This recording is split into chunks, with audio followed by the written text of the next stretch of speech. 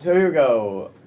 Today it's day before midterm, so of course we've got a lot of conceptual questions to go over. We're looking at formal charge, VSEPR, balancing reactions, molecular structures, reaction types, oxidation numbers, and naming.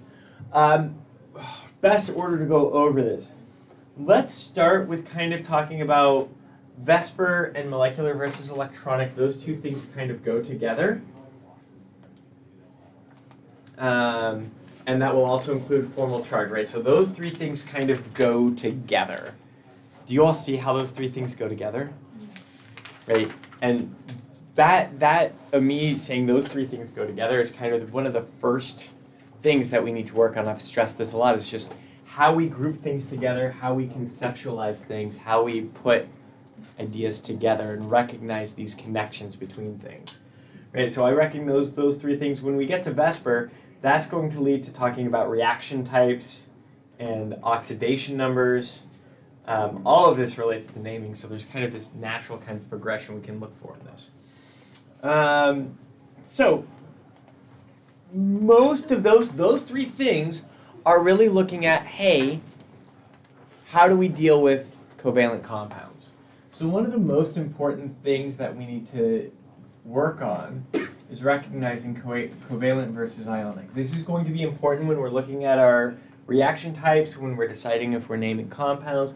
We saw it come up with oxidation numbers because a lot of these ionic compounds, charge and oxidation number, were the same thing, but covalent compounds, there was a distinction there. The three things I have with green stars, we only do for covalent compounds. So as we look at covalent compounds, we can start to recognize, okay, we're going to do this for covalent compounds. This is really about how we draw Lewis structures. So this, if we're looking at, I need some examples. So let's start with a couple things. So covalent versus ionic, that's going to be a relatively consistent thing we have to look at.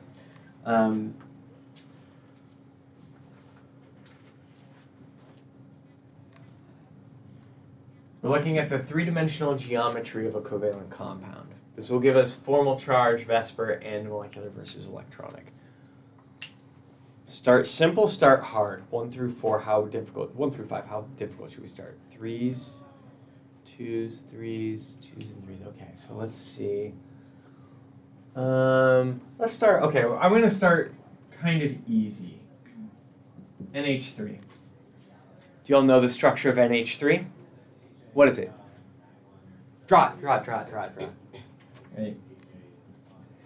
This is an easy one. Beat me to it.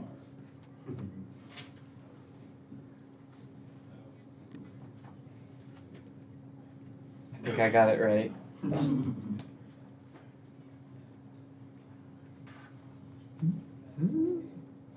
Oh yeah, okay, there it is. Now, some of you are drawing it, okay, keep going, you're not done yet. Okay, interesting.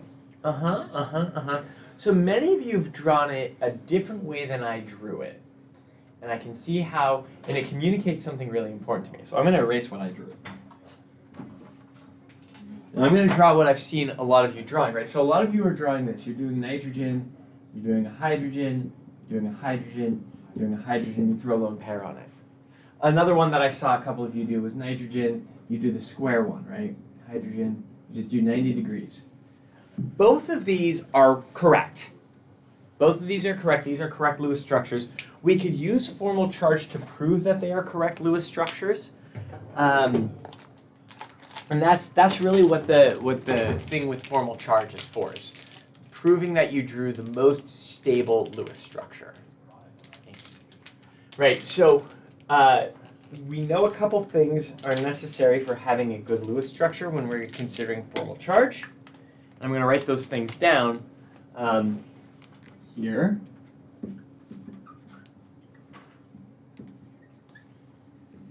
Thing number 1, formal charge equals 0 is best. When I say best, I mean most stable, lowest energy organization is the one that's most likely to exist. Number 2 is formal charge greater than +1, formal charge less than -1, unlikely. Right? Formal charge, when we're looking at formal charges, we usually see 0, 1, or -1. We don't really see other things besides that. Is that supposed to be 2? No, Oh, greater than or less than. Greater than or less than, not greater than or equal to. Okay. And then number 3, formal charge equals -1 on most electronegative atom, more likely. You notice I'm not saying impossible. I'm just saying likely, unlikely. And we're trying to get the best structure we can. Now, could we spend years trying to figure out the true nature of structures and chemical yeah, that's what a chem major does, right? You spend your whole life doing this stuff and still not have the exact answer. But for a general chemistry class, we can do these ideas of, well, what is most likely? What is 90% of the time? What am I going to see? And so we've got these, and we can go ahead, we can calculate the formal charge. We've never calculated the formal charge on a hydrogen before, because it's kind of boring. But let's go ahead and do that real quick. If we calculate the formal charge on hydrogen, it's going to be one valence electron minus 0 bonding electrons minus 1/2 of 2 bonding electrons. Hydrogen with 1 bond is stable. We don't see hydrogen with, I mean, if you have a H+ ion, that's something. You don't see hydrogen with 2 bonds, that violates its valence shell. Like, it gives it an full valence shell. Well, kind of boring, we've never done this, but you get a formal charge of 0. That's because hydrogen with 1 bond is going to be the most stable version of hydrogen anytime we write it. We can go ahead and do the formal charge for nitrogen. That's going to be 5 valence electrons before bonding, minus the 2 electrons that are not in bonding, minus 1/2 of the 2, 4, 6 bonds, 6 electrons in bonding, also formal charge of 0. Do you remember, the reason that we haven't done this for NH3 in the past is because we have these 3 structures for nitrogen that we remember from the game we played with cars and everything. These 3 structures all are going to have this formal charge of 0. Our 2 structures for oxygen, oh, that's not what I meant to draw. 2 lone pairs and a double bond, right? 2 lone pairs and 2 single bonds. These are going to have formal charges of 0 for oxygen. Same thing with carbon, right? Carbon with 4 bonds, carbon with 4 bonds, carbon with 4 bonds, carbon with 4 bonds. All of these carbons are going to have formal charge of 0. These are all the, I was going to say, you can move the trash cans into the hallway and like scoop things in more as well.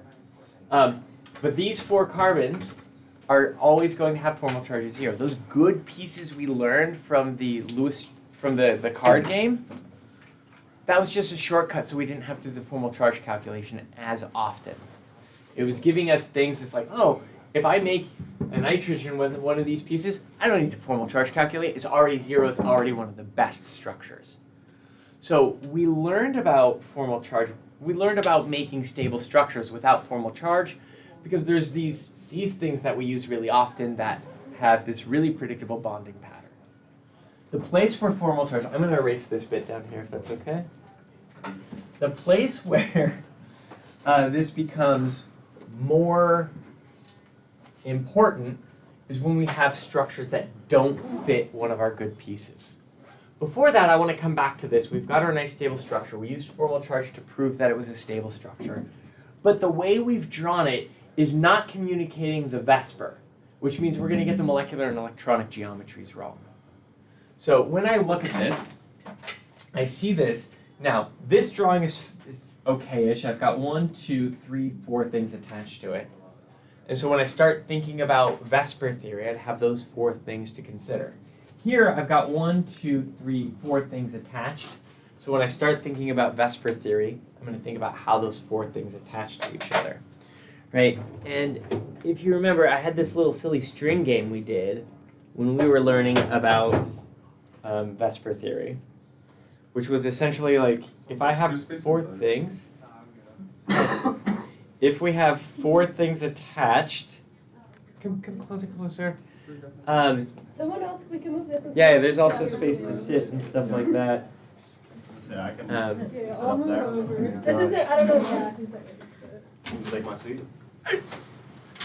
So if we have 4 things attached, It's a little higher up here. we're talking about Vesper right now. So if we have 4 things attached, I can't do this by myself, but I need help. Right.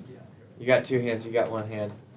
So right, we have our 4 things, they spread out in 3-dimensional space, right? As things move closer, the other things would like repel away, right? And so we end up with this geometry that's the most stable from the valence shell electron pairs repelling each other. Whether it's a single bond or a lone pair, we can get this repulsion. And so with 4 things attached with both of these NH3s, the way we drew it, I would draw it a slightly different way. I would draw it a slightly different way to communicate those valence electrons repelling each other.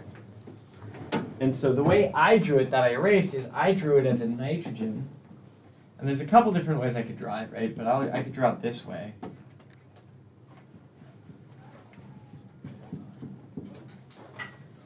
Right? If we want to do the projection model, we could do it with the dashes and the wedges that try to communicate, look, that hydrogen is going into the board away from you, this lone pair is coming out of the board towards you.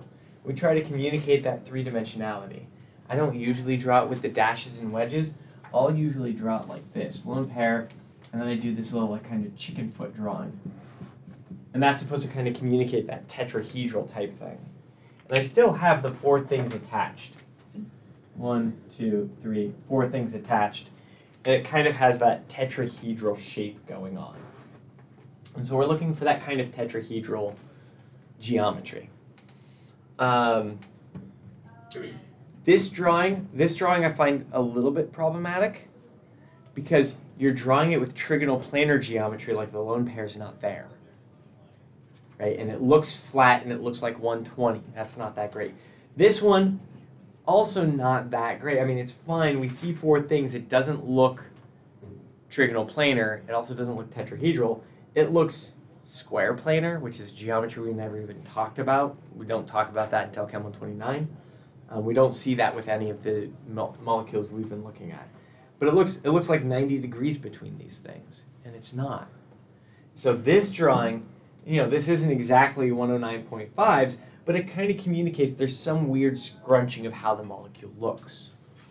So understanding how Vesper kind of informs the way we draw it becomes important.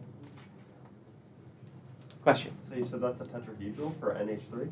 NH3 is a tetrahedral electronic geometry. We're getting to that more in just a moment. Gotcha. But 4 things attached, this is a tetrahedral electronic geometry. Since the lone pair counts.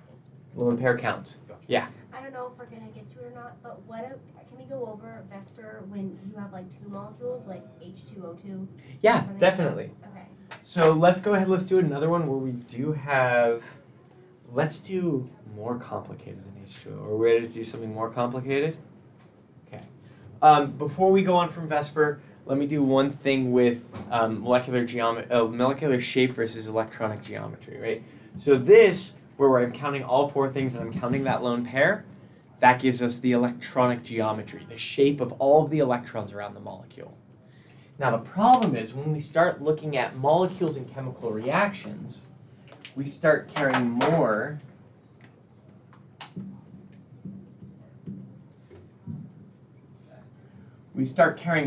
about the shape, and when we care about the shape, it's still the same stuff.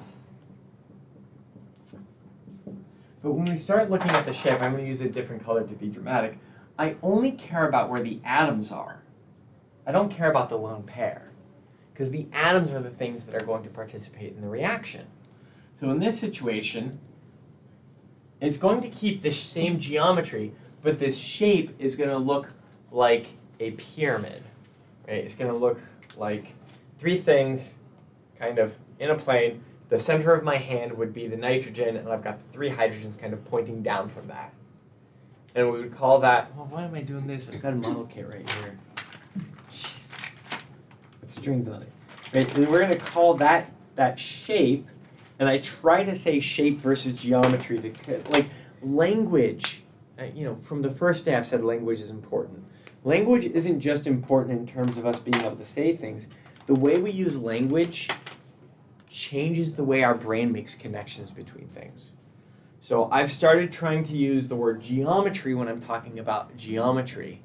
Even though the textbook talks about electronic geometry and molecular geometry, I've adopted calling it electronic geometry and molecular shape to try and create that kind of intellectual separation in my mind. But here is NH3, right? It's trigonal planar. There's a lone pair up here, that's why the hydrogens are pushed down. But it's a trigonal pyramid. If I'm only caring about where the atoms are, it's trigonal pyramid. The lone pair still matters. The lone pair still affects my shape. So I figure out the electron. It's always a two-step process for me until I get really good at this, which is I figure out the electronic geometry, and then I figure out the molecular shape from that geometry. So three atoms attached, still a 109.5 bond angle, approximately. Right, so that's the difference between electronic geometry and molecular shape. Molecular shape is more useful when we're looking at intermolecular forces and we're trying to figure out permanent dipole moments, because the lone pair doesn't have electronegativity, it's just the atoms in the molecule that have electronegativity. So we're just like, well, what's the shape of the atoms? Should we try a more difficult molecule? Okay. I have a question. Yeah. Is Before I the erase or 109 after? Oh, you can erase. Okay.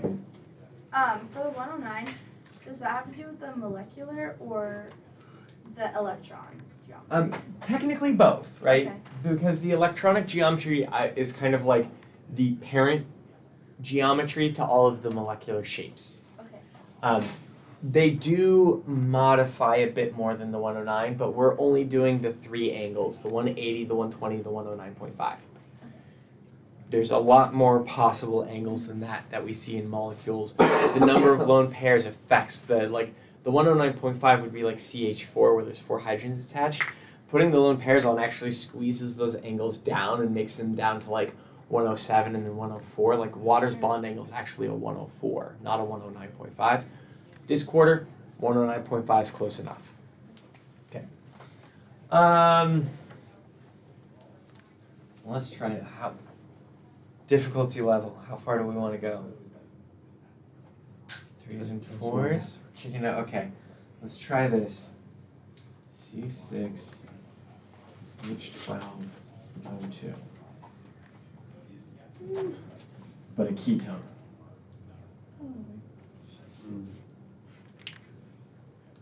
Lots of different isomers we could draw for this, lots of different ways we could write this. We're going to specifically look at a ketone for this.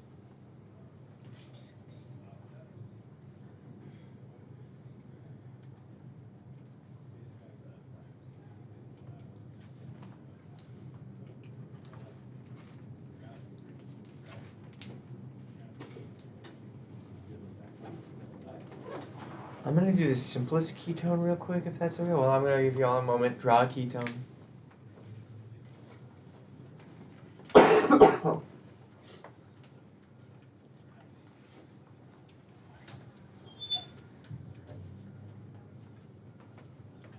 Yep, that's good. Almost there.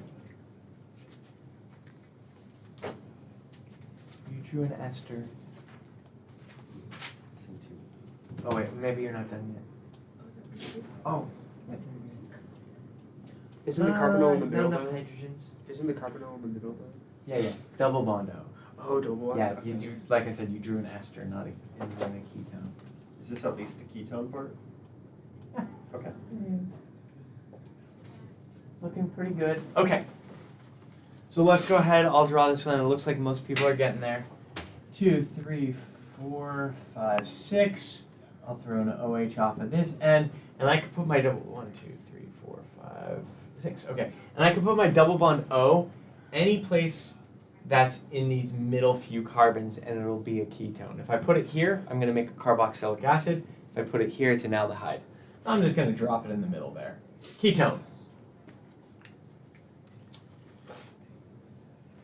3, 4, 5, 6, 7, 8, 9, 10, 11, 12 hydrogens. Looks good.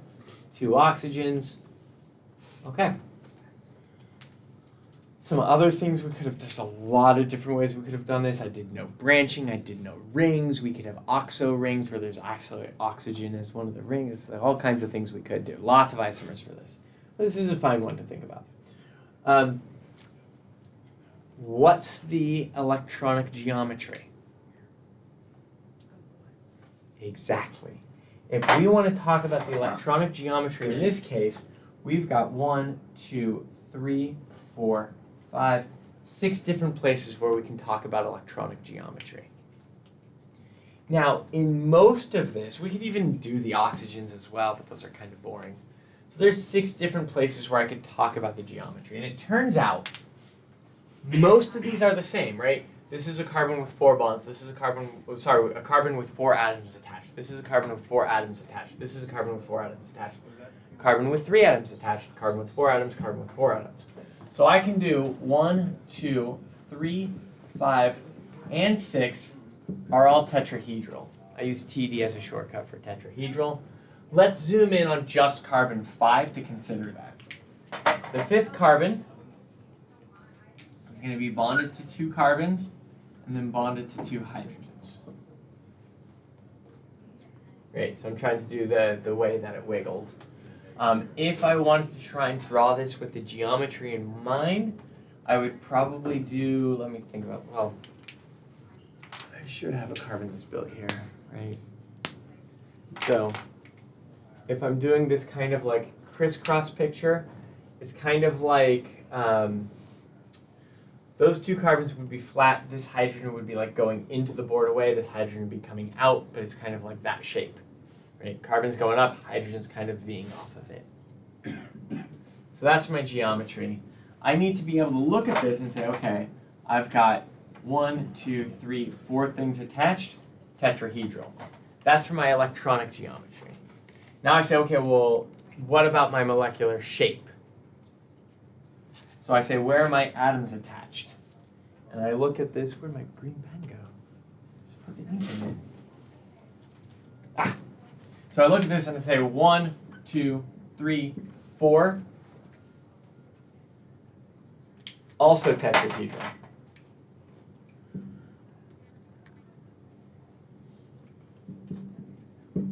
Right, so both of those are both going to be tetrahedral and tetrahedral. And it turns out, anytime we have no lone pairs, the electronic geometry and the molecular shape end up the same. Right?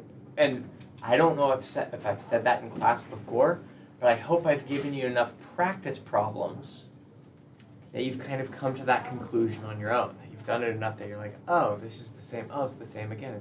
And this is another thing that I've really been talking about a lot this quarter, which is that whole process of, as you do problems, you want to slow down and be like, what's the common kind of overarching similarity in the problems? Where do these things relate to each other? How do they connect to each other?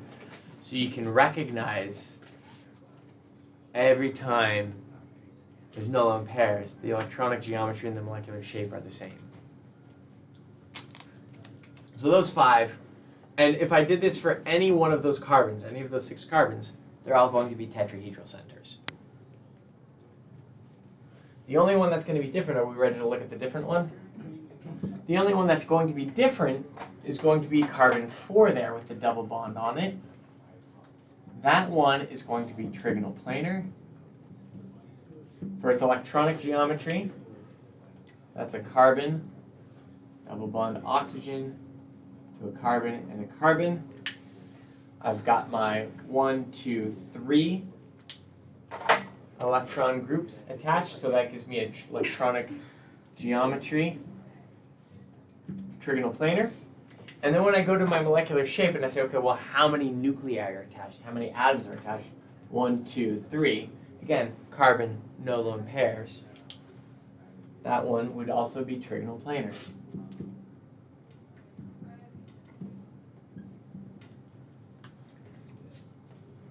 Question? Why would it be trigonal planar instead of trigonal pyramidal? So if we're looking at 3 things, if there's 3 things attached, and we say, how do those 3 things get away from each other in 3-dimensional space, right? There's one center, with 3 things attached, it ends up being, there's no lone pair to push it in a weird shape, so it just ends up trigonal planar. Thank you. Yeah. So pyramidal is always going to be when there's 3 like things attached and then 1 lone pair. That's Yes. what you're saying. Right. Okay. Yeah. Now for fun, right, so again, I'm not doing any of the formal charge stuff with this. I'm focusing on Vesper and molecular versus electronic, because I'm doing compounds that have the good pieces. Okay, so we're doing things that are kind of outside the need for formal charge. I'm sticking to the good pieces. For fun though, we could say, what about that oxygen in that alcohol functional group? If I wanted to do that 7th one, what would be the geometry around that? Bent. Yeah, it's bent. Why? 2 lone pairs and then 2 bonds. Right, so if we look at number 7, that's going to be the oxygen with a hydrogen and a carbon and 2 lone pairs. That's going to be 1, 2, 3, 4 things attached, but only 2 of them are atoms.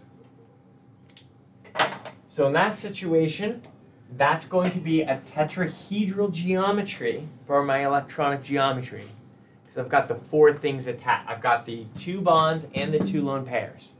That's 4 groupings of electrons. So that's going to be a tetrahedral.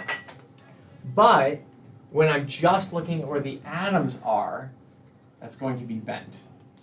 And I actually like to specify, since there's different types of bent geometry, I like to call this one a bent 109.5. I like to give it a label so I know that it's bent, but it's because there's 2 lone pairs. Question? Will we need to know those angles? You should know those angles. Yeah. There's only 3 of them. 180, 120, 109.5. 109.5 is the only weird one. Okay. Was that a good one for multiple centers? Right, and so we do the same thing with H2O2. There's 2 oxygens with 2 centers, but those 2 centers end up being part of an identical list, so we probably only list it once. So yes, I didn't list this out all 4 times. I was like, look, 4 of those are the same. I'm just going to tell you once that those 4 things are the same. So we'd be looking at like the central atoms and then looking at central atoms and seeing like which bonds those go to. In Yeah. Okay. So if we have something with 6 carbons, we have 6 centers, and so we have 6 places where we can say what the geometry is. Okay.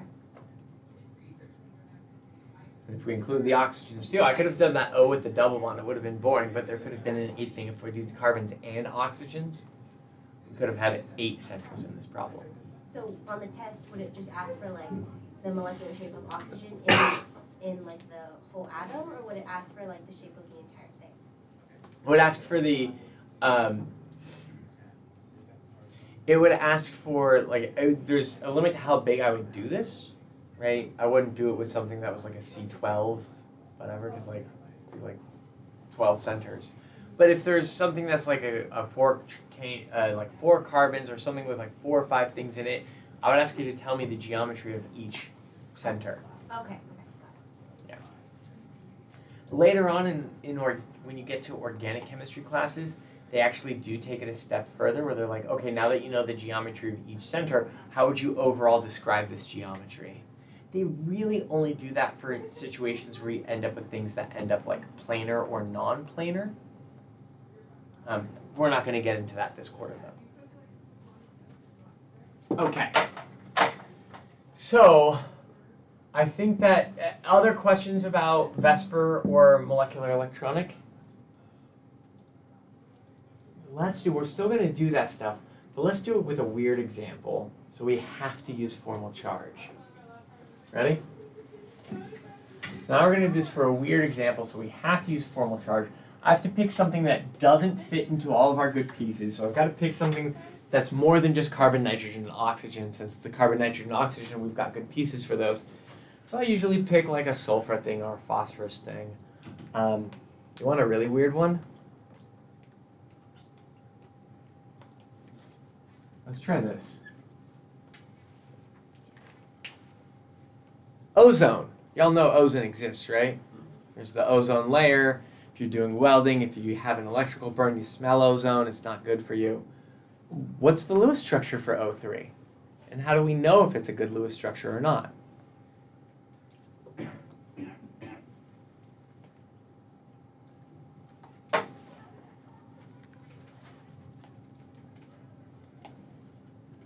I want to do it too. Make sure I remember how to do this.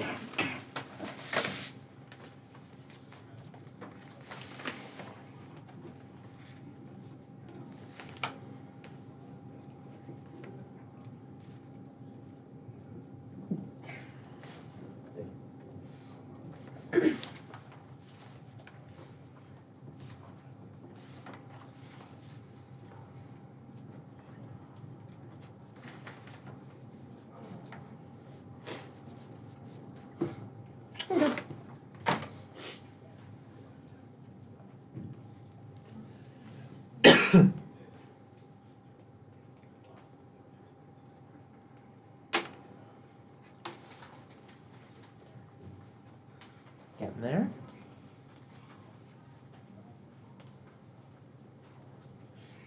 Interesting. Almost. Couple people going with that one.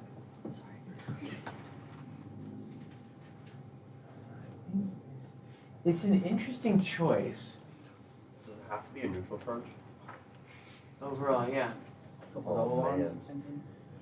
Okay. Yeah. Okay. So there's a couple things I'm seeing really commonly. The one I'm seeing most common is this, which, right? So it looks pretty good. Let me think about this. 2, 4, 6, 8, 10, 12, 14, 16. It's got all 18 electrons. That's good. This Literally a triangle. yeah, this is going to be the forced angle here. So this is an interesting kind of advanced topic that we're running to with this geometry and why this isn't the correct geometry. It's kind of beyond what we typically do. So when we have 4 things attached, what bond angle do we want? We got 1, 2, 3, 4. So we want this to be a 109.5. What's that angle have to be if we've got a triangle made like that? 60, right? It's got to be 60, 60, 60. So you got to take your 109.5 and you got to force it down to 60. The electron-electron repulsion in that geometry is actually going to push them back away from each other, right? These electrons in these 2 bonds are too close to each other, and they're going to have repulsion. So it turns out that while this is actually a great theoretical structure, like if you draw this on a test and you show formal charge for everything is 0, I've got my 18 electrons, it looks on paper like a pretty good structure. This gets to a kind of advanced topic of like, oh, but we're forcing an awkward angle here. We're forcing 60 when like everything says it wants to be 109.5. There are some situations where you can force it down to like, you know, like you can force it down a little bit, but this would be even more reactive than ozone. I bet you this would explode. I don't know if we can make it temporary in the labs or anything like that, but this 3 oxygen ring, I imagine very reactive. The one that ends up being more possible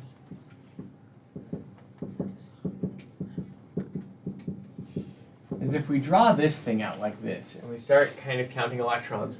2, 4, 6, 8, 10, 12, 14, 16, 18. Well, first off, I put too many electrons, so I got to get rid of some electrons. 2, 4, 6, 8, 10, 12, 14, 16, 18. I got my 18 electrons. This middle oxygen does not have a full valence shell. So to get a full valence shell, I'm going to put in a double bond.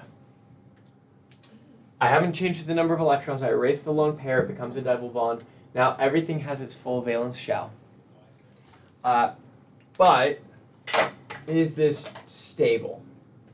So I'm going to go ahead and do a quick formal charge calculation. I'm going to do a formal charge calculation. I'm going to go oxygen 1, oxygen 2, oxygen 3. Let's do a formal charge calculation on each one. Formal charge on oxygen 1, I Actually, I don't need to do that one. I already know it's good. Right, that's going to be 6 minus 4 minus a half of 2. That's going to be, half of 4. That's going to be that. Formal charge on oxygen 2 is going to be 6 minus 2 minus a half of 6. That's going to be plus 1. Formal charge on oxygen 3 is going to be 6 minus a half of 2. That's going to be minus 1. Notice the formal charges add up completely to 0. That's good because this is a neutral atom. It's not that important for the stuff we've done this quarter. I've got one formal charge that's 0. None of my formal charges are too big or too small. But this is kind of weird. It turns out that this is going to result in the best structure. If you drew that oxygen ring, and you were like, I know this is the best structure because I calculated the formal charge on everything, and I can show that the formal charge on everything is 0, I'd probably give you 90% of the points, even though it's not a stable structure. Because for our understanding of what makes a stable structure, the justification is kind of outside the scope of this class. So you would get most of the points. I'd probably take off like a point and be like, actually, bond torsion issues. Question? Is this the kind of trickiness that we should expect to see or not? This is a little beyond the trickiness that I would do, right? Because of that kind of ambiguity, right? And you know, I love teaching the ambiguous cases. I don't love grading the ambiguous cases, so I leave them off of the exams. And it's really, I know it's because like when you have something where you can like argue either way and both things are right, I'm like, that's way too hard to grade. I have to read way too carefully to see if your logic makes sense or not. So, but this one we can see that we've got all of our requirements for a stable Lewis structure are there. We do have a -1 and a +1. Let me ask you, is ozone safe? What do you all know about ozone?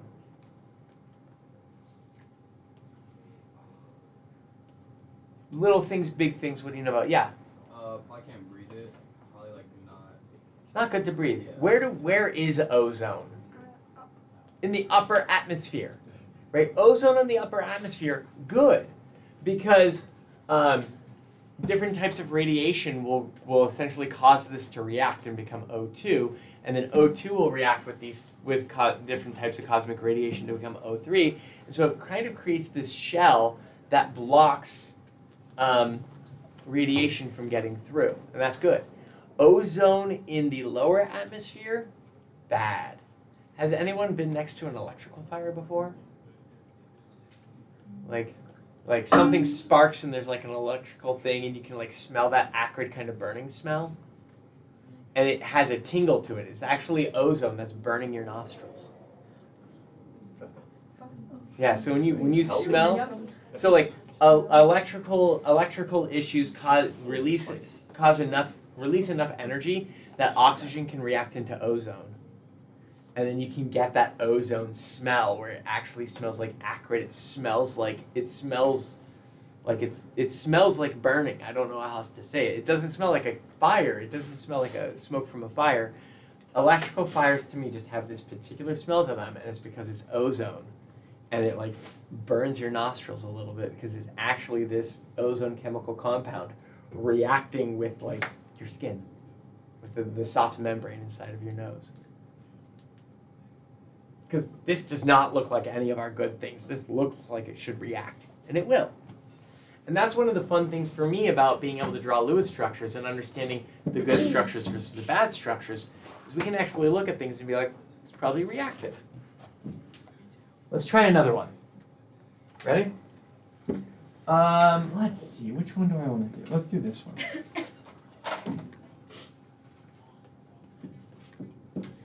I'm going to give you sulfite. And let's talk about what I'm seeing people drawing versus what we were supposed to draw. SO3 2- versus SO3. Those are two different things. Right? This is sulfur trioxide. Oh, we can get into nomenclature some. This is sulfite. right? Whenever we have these binary covalent compounds, dihydrogen monoxide, sulfur trioxide, carbon dioxide, phosphorus pentafluoride, right? Then we use that Latin prefix to tell us how many there are, and we just say the elements. They're always going to be nonmetals because when we're looking at covalent compounds, it's a nonmetal with a nonmetal. If we have charges on these things, they're no longer just covalent. Well, they are still covalent compounds, but they're part of our polyatomic ions. And so the polyatomic ions get different names to them. They get different details in their names to communicate that there's a difference between these two. And we can see that. Let's go ahead and draw the structures of both of these. We'll use formal charge to figure out which structure is correct and which structure for each of these, because sulfur can do some weird things. If we do sulfur trioxide, we get this type of thing.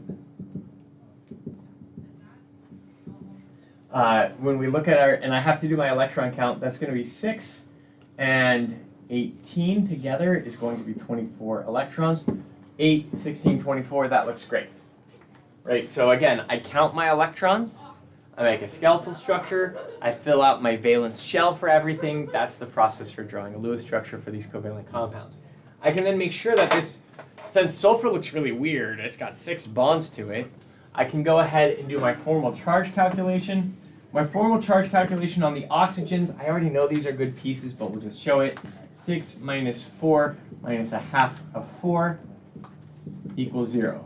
My formal charge on the sulfur is 6 minus 0 minus a half of 2, 4, 6, 8, 10, 12. 12 equals 0. And sulfur was one of those things that we said could go hypervalent. Right? Because sulfur has access to those d orbitals, its full valence shell, instead of being 8, is actually 18. So it can fit more things around it. It only goes to 6 because then it runs out of valence electrons to share. So formal charge is 6. And the formal charge is actually a way, if you remember, I always liked drawing these things, where it's like the 3s, the 3p, and since this is in the 3, I'd also have the 3d. And sulfur has 1, 2, 3, 4, 5, 6 valence electrons. Right? This whole process of how many electrons do I have, how many are not being shared, how many are being shared, is this kind of way of doing a counting of where the electrons are in the molecule versus how many electrons it had originally. So formal charge is kind of a mathy way of doing this kind of box thinking about what can it do. Yeah? Which element starts becoming hypervalent?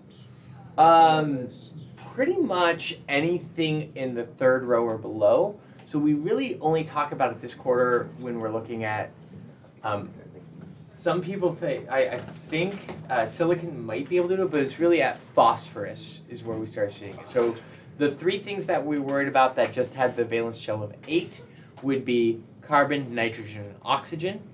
The 3 things that we worry about being hypervalent are those right below it. Phosphorus, sulfur. Oh, wait. Silicon, phosphorus, sulfur. Oh, it's actually Phosphorus, sulfur, shift chlorine. over. It's phosphorus, sulfur, chlorine. It's just those. Could you repeat the first part of it? Yeah, I didn't. Can I remember the first? What did I say? It was- Oxygen. Oh, so the ones that we worry about that are have a valence shell of 8 are the ones in the n equals 2 row. So that's the 2s2p. That's carbon, nitrogen, oxygen, and fluorine. But again, fluorine doesn't do a lot interesting bonding wise. And then the ones that we worry about that can go hypervalent, they can have more things around them, the ones we really worry about are phosphorus, sulfur, and chlorine. And that's kind of one of the really funny things is fluorine is boring because it can only form one bond with stuff, so it's never in the middle. Fluorine pretty much acts like hydrogen a lot of times in the way that it bonds. Chlorine, being able to go hypervalent, being able to use that d orbital, we see chlorine do all kinds of interesting things. Some of them very toxic. Chlorine is used a lot in different like warfare, like chemical warfare aspects. But so we've got this formal charge 6. You get this formal charge of 0. That looks like a stable structure for sulfur trioxide. So those of you that drew sulfur trioxide, you drew great sulfur trioxide, but you were not asked to draw sulfur trioxide. You were asked to draw sulfite. Right, and then when I look at this, no lone pairs on the central atom, so it's going to be trigonal planar for both the electronic geometry and the molecular shape.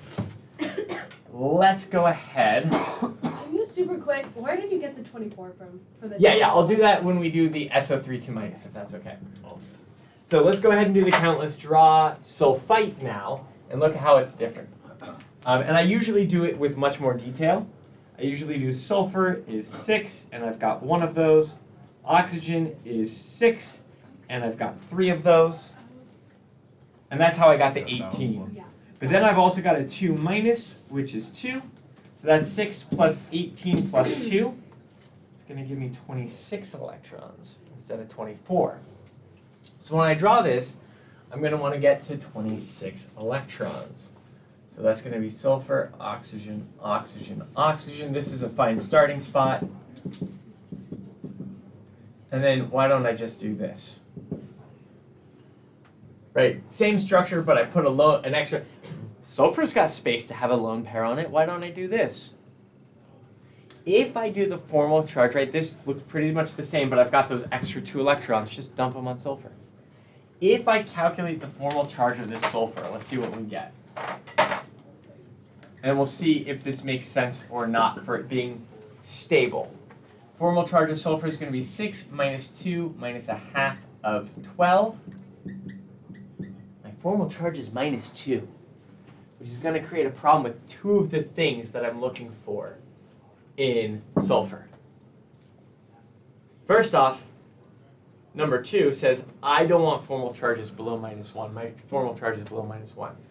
Third, I want a formal, if I've got a formal charge of minus 1, I want it on the thing that's more electronegative, where oxygen is more electronegative. So if I'm going to have negatives floating around, I'm going to want to put them on the oxygen. So if I take these 2 electrons that are in that double bond, and I turn them into a lone pair, now this formal charge on this oxygen is minus 1. This is a 0. This is a 0. I need to do a new calculation. My new formal charge on sulfur is going to be 6 minus 2 minus a half of 10. My formal charge on sulfur is minus 1. More stable, right? More stable. This one probably might exist a little bit in nature some of the time, but it's not going to be the most stable. The most stable will have the formal charge on the more electronegative thing. So I'm going to go ahead, I'm going to get rid of another one of those double bonds. Move that lone pair down to the oxygen. That's going to give this oxygen a formal charge of minus 1. And now I can do another calculation of formal charge on sulfur. In this case, is 6 minus 2 minus a half of 2, 4, 6, 8. Half of 8, formal charge of 0. And that is going to be the most stable structure for the sulfite. Yes? I'm just confused on why you tacked on the lone pair onto the sulfur. Is that just because you needed more electrons? I needed to fit my 26 electrons someplace. Yeah. I knew I couldn't put them on the oxygens. The oxygens were already at 8. So you're just able to tack it on to the middle, most electronegative? I thought I could, but it didn't work out for me. I had to rearrange things. Gotcha. In order to get down to a neutral, a minimized formal charge, right? And that was the big thing we were practicing with the card game and kind of the different examples we were doing, was this whole, how do I make a good starting spot? How do I get a good skeletal structure to start from? And then do I understand how to get to the most stable structure? So in this situation, oxygen has 8, oxygen has 8, oxygen has 8, sulfur has 2, 4, 6, 8, kind of has 10 electrons around it. But it's got that minimized formal charge because many of those electrons around it are in these bonds. My minus 1s are on the things that are more electronegative, that's oxygen. My sulfur and one of my oxygens have a formal charge of 0. Did we get to your question? Yes. Okay, great. I was one of the first questions. Oh, cool, okay. Yeah. So quickly on formal charge, I saw something online where it kind of cuts the equation a little shorter, where it's just like you take, say sulfur, you know, the valence is 6. Yeah. You just take the valence and then subtract by how many numbers of bonds and individually count the same lone thing. pairs. Same thing. You do that Same in any thing. case. I like to, so the way that people do that, you notice this half of the bonding electrons is always the number of bonds, Yeah. right? Yeah. So that's all, they're just getting rid of the half. Okay. Does it save much? Maybe. I like to keep things in terms of counting electrons just for consistency's sake. Rather than being like, count the electrons here, count the bonds here. It's like, no, just count the electrons. Because that's really what tells us when the thing is stable or not. Okay. Right? Cool. Bonds and electrons are kind of synonyms with each other. So yeah, it works though. Yeah, you can do that. You'll still get credit. In any case. Yeah. So now to the next piece. We've got our stable structure. What's the geometry of it? I'm going to erase this blue bit down here. Any questions about formal charge before I erase that? I'm still a little confused on what you do if you find that you still need more electrons in the shape. Like, you can't just tack it on mindlessly or else you're going to mess up formal charge. Right. So I tacked it on mindlessly at the start, and then I started rearranging my electrons to minimize my formal charge. gotcha. So it's all about replacing bonds with lone pairs if you find that you're overdone. Yeah, or lone pairs with bonds, whichever way we need to go. Whether we're trying to make the formal charge become less negative, or making the formal charge become less positive. Like, we can move things back and forth, right? Sure. If I remove this lone pair and turn it into a bond, Then the sulfur gets out of whack a little bit. the sulfur, the sulfur and the oxygen both get thrown out of whack a little bit. Sure. Right? Not a ton, but a little bit. So it's just not the most stable. Or I can do it back. But notice, in both of these cases, I'm keeping oxygen with 8 electrons around it, so it's got its full valence shell. The reason I could tack it onto sulfur is because I knew sulfur had more space. Oxygen maxes out at 8. I would never be able to do more than 8 electrons around oxygen. Sulfur has that little bit of extra space, right, because it can use that d orbital. So that's why I picked to do it on sulfur. I was like, oh, I know sulfur could take more. But then I had to go through the process of fixing it to get it down to its minimized formal charge. Fair. Okay. Good. So then we go ahead and we look at this and say, okay, 1, 2, 3, 4 things attached.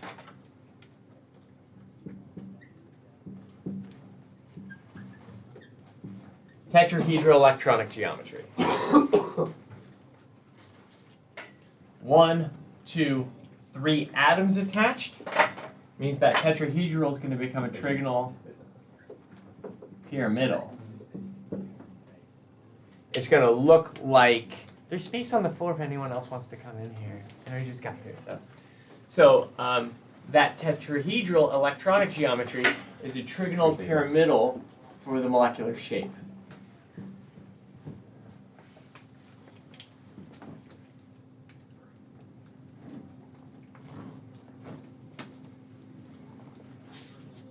Question? What's the difference between pyramidal and planar?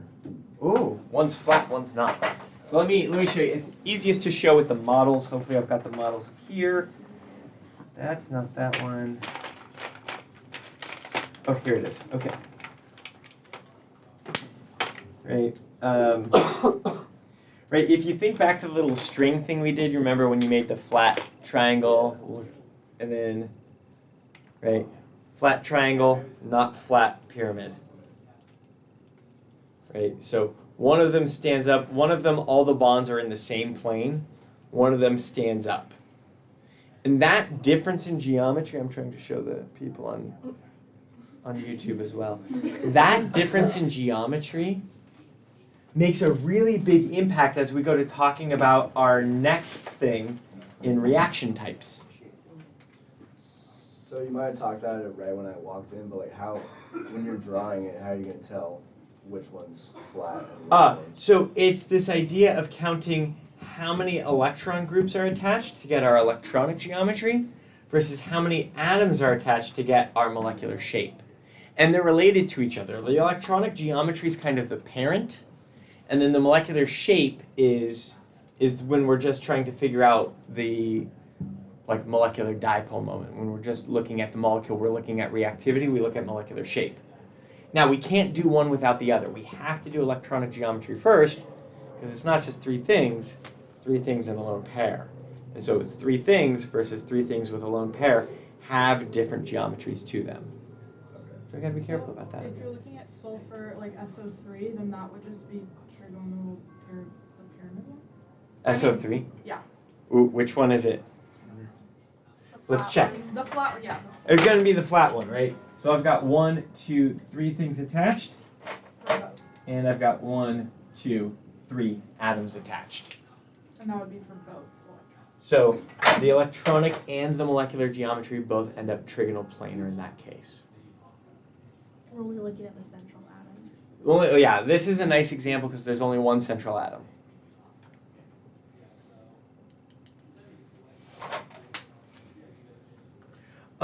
Do we want to look, so I think that covers those three things. Did we want to look at quiz 5 number 2 specifically? Someone asked about that one specifically. I asked about Yeah. It's pretty much the same thing. I think it was SO4 2 minus though. Oh yeah, same So, thing. I Double don't bond know. oxygen I off don't the think top. it's that important. Okay. So yeah, same idea. Okay. Ready to move on? So again, in naming these things, we're looking for covalent bonds with no ionic charge. Two different atoms. That's our binary covalent compound. Binary with a charge, probably one of our polyatomic ions. So recognizing what form of bonding we are in becomes an important aspect for figuring out how we do the names for those two different things. Sulfite, the tricky part is sulfite versus sulfate. That is a little bit of a remembering things part, right? Nomenclature is one of those few things that frustrates me. I don't like saying, oh, you just need to remember this for pretty much anything, but nomenclature is just like that. It's really important that we figure out nomenclature so that, you know, we can have these clues about whether we're in ionic or covalent bonding.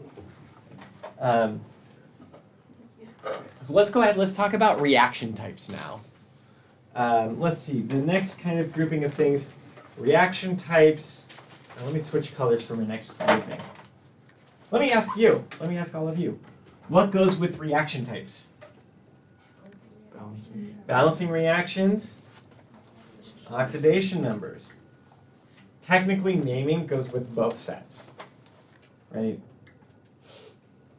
And there's kind of this bridging where we need to get the molecular versus electronic to get to the reaction type, so there's kind of a bridging between these two groupings as well. We're going through the topics that people have questions about. We recorded the first hour. If you have other things you want to add to the list in terms of topics or specific questions, let me know. So let's go ahead, let's talk about reaction types. What are the three types of reactions? Acid-base, redox, and precipitation. Great. How do we tell which one's which? Acid base makes a liquid. Not just any liquid. Water, yeah. And that's not the only thing. H2O, there are other reactions that have an H2O as a product. And then acid in the As the reactant. base.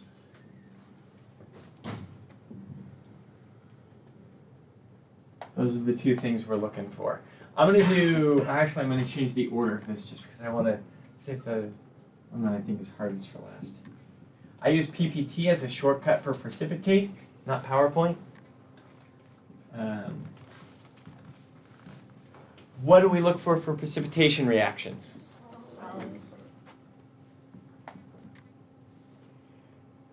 Not just looking for a solid formed.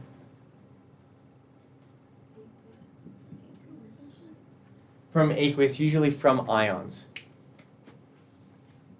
Right? And so again, we can kind of see, oh, our difference between covalent and ionic can actually help us with recognizing which type of reaction is going on. If we see a solid forming, if we see these ionic compounds, we have a chance that it's precipitate. Acid-base, actually, the ionic versus covalent kind of comes up in all of them, but precipitate, we really see that with ionic compounds mostly. So we see that kind of thing. Reduction oxidation. O2 is being added in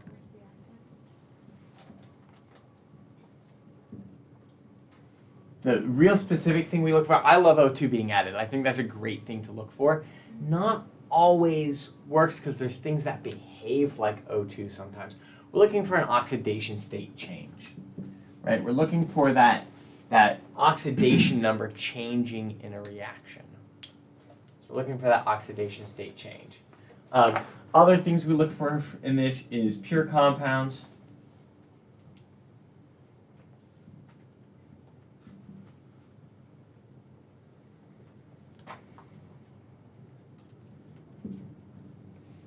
Pure compounds to not pure, because when we see something impure, that's an oxidation state of 0. If it's not pure, it's not an oxidation state of 0 anymore. I'm going to put pure in quotes because I don't mean like a mixture, I mean like a naturally occurring in its like elemental form. Also, oxygen being added. That's another hint that we've got an oxidation state change. If you're adding oxygen to something, its oxidation state is changing. So it's kind of like a sub-hint good thing to look for that we see that's going to give us this primary thing. So both of these, pure compounds reacting and oxidation states being, oxygen being added, those are both good hints to look for to see an oxidation state change. So those are the types of things that we're looking for. Let's do a reaction where you're going to figure out the type and what the type and balance it. Let me ask, difficulty level? 2s and 3s, a couple 4s in the hallways. Let's try this one.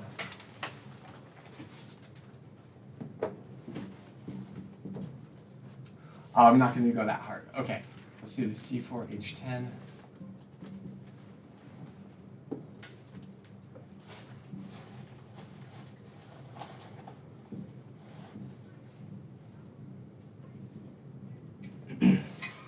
So we got C4H10 reacting with O2 to give us CO2 and H2O.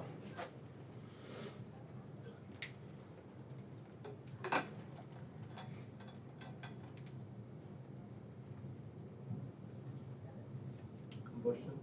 It's a combustion reaction. What is combustion reaction in terms of our 3 categories? Redox. It's a redox reaction, right? We see oxygen in its pure state, so we know that's going to have an oxidation state of 0, and we see it in its not pure state in the products. We know oxygen is changing. We see carbon without any oxygen. We see carbon with oxygen. We're adding oxygen to something. That's another good clue that there's an oxidation state change. It's a redox reaction. Go ahead and balance that redox reaction, and then we'll calculate the oxidation states of all of the things to figure out what's oxidized and what's reduced. I think I made one that's a little bit irritating to balance. That might have been on purpose.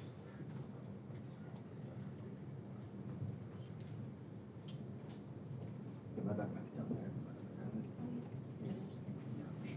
Can I have a specific question? Yeah. The last quiz 5 question. Sorry, I think it's 8. Wait, no, question 5. Question 5. Oh yeah, we did number 2 before. Okay, quiz 5, number 5. Yep.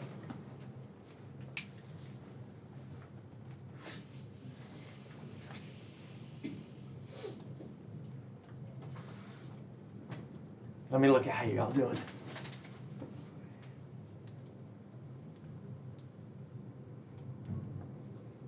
And as you're doing this, I know you're all just trying to remember how to balance, but you want to think about, as you balance each reaction, you want to think, what process works better for me? What makes me get through it faster? What makes it so I'm struggling a bit more? Where do you start with your balancing? Right? And for different people, there's different spots of starting that's easier or harder for them. I will, of course, show you the way that's easier for me. That doesn't mean it's easier for you.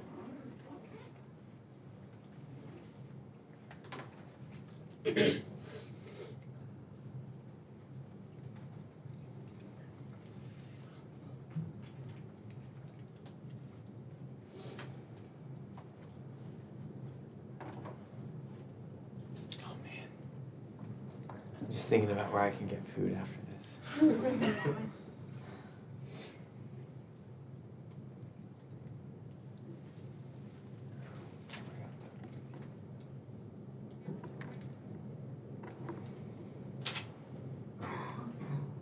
Ready for some help? Yeah. Yes. Thumbs up? Yeah, yeah. Take a moment. Okay. So, I'm going to start with carbon. Now, one of the things that I do is when I'm balancing something that looks a little tricky, I don't put the numbers in. I kind of do the numbers underneath until I'm sure I got the right thing. So, 4 carbons, I just put a 4 in front of the CO2. Now I've got my 4 carbons. 10 hydrogens, I put a 5 in front of the H2O. Now I've got my 10 hydrogens. That's going to give me 8 plus 5. That's going to give me 13 oxygens, which means I just put a... Can't do it. Right? I've got an even number over here. I've got an odd number over here. I can't just... I have to change something. Essentially, I need this number to be even. So I'm going to go ahead and I'm going to double this. So I'm going to do 2 there, 8 there, and 10 there. Now, I knew, since I figured out my 4 and my 5 from the C4H10, I knew that if I was going to change this, I had to change the other ones in the same way. If I put a 5 here, that would have been, if I did 5, that'd be 20 and 25, right? They're all going to be related to each other. So now I've got that. I've got 2 C4H10s. That gives me 8 carbons, 20 hydrogens, 20 hydrogens. And now I've got an even number over here. That's going to give me 18 oxygens total. I can divide 18 by 2. That'll get me 9. So then, after I'm sure I've got the right thing, I could go through my check of counting my carbons, hydrogens, oxygens, and everything. And it's going to be 2, 9, 8, 10. That's my balanced chemical reaction.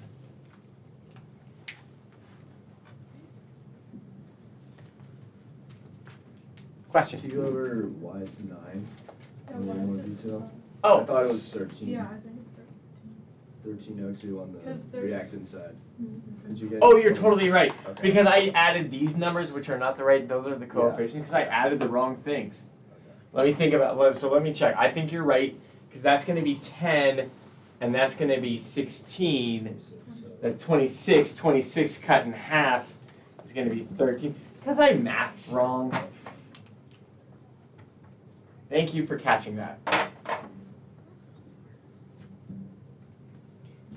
Right, I added the coefficients. I thought that, I'm tired. Let's go with that. Great. I'm hungry. Yeah. For just like reactions in general, most of the time, like in class, we do like, if we're predicting products, we do like the flip-flop method. Yeah. But last lab, we had to do predictions that weren't the flip-flop method. Can we like say for the test that it's going to be flip-flop, or should we like... Which last lab? The one that we did where we were mixing everything in class, Oh, mixing the chemicals. And most of that was flip-flop. There's a few places that aren't flip. The ones that aren't very flip-floppable are redox reactions. Right. And so oftentimes in redox reactions, I need to tell you what the products are or give you some amount of hint for what the products are in order to predict it.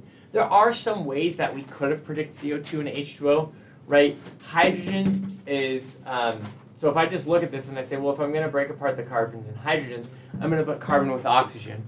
What's the stable form of carbon with oxygen? If I'm going to put hydrogens with oxygen, what's the stable form of hydrogens with oxygen? And that's going to give me the CO2, H2O. But, yeah, you're right. Like the redox reactions are more difficult to predict. And so you usually have to give a little bit more hints for what the products are. Okay. Could we go over a problem that we have to use the flip-flop method for? Yeah, that'll be what we do next. Okay, so we've got our balanced chemical reaction. I want to do one more thing. I want to calculate oxidation numbers for all of the things so we can figure out what's gaining electrons, what's losing electrons. So I'm going to go ahead, I'm going to write down the things that I already know for my typical oxidation states. Hydrogen is plus, oxygen is minus 2 when it's not by itself. Oxygen is minus 2, hydrogen is plus. This looks stable, plus 2, minus 2, that looks good. This is stable, 0. Now I've got 10 pluses. Ooh, this is a weird one. So I've got plus 10. What do I need to add to it to get to 0? Minus 10. What's 10 divided by 4? 2.5. So it turns out this is a weird one.